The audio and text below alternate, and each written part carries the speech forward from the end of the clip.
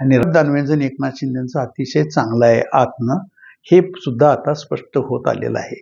त्यामुळे उद्याच्या काळात एकनाथ शिंदेच्या शिवसेनेला सपोर्टेडच असणार आहे दानवे आता आमदार होतील आता. आणि काँग्रेसनं सुद्धा शेवटी काँग्रेसची अवस्थाच अशी आहे की काहीच करू शकत नव्हते. शरद पवारांचे 10 आमदार आणि उद्धव ठाकरेंची 20-30 गणित बसतंयच ना दानवेंचं.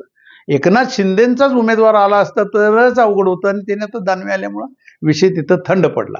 पण एक नक्की झालं की उद्धव ठाकरे सुद्धा हुशार निघाले. त्यांनी बरोबर बिनविरोध निवडणूक आणि आपला शिवसेनेचा मनुष्य द्यायचा. आणि एकनाथ शिंदे त्याच्याही पेक्षा हुशार निघाले की उद्धव ठाकरेंना मी आमदार होऊन दिलं नाही, हे आता त्यांच्या पक्षात बोललं जात आहे. उद्धव ठाकरेंना कसा मी दाखवला हिसका असं बोलतायत ना आज. आणि हे खरं आहे, दिसतंय उद्धव ठाकरेंना विधान परिषद बिनविरोध होऊ शकली असती का, तर अजिबात झाली नसती, अशी फिल्डिंग लागलेली होती.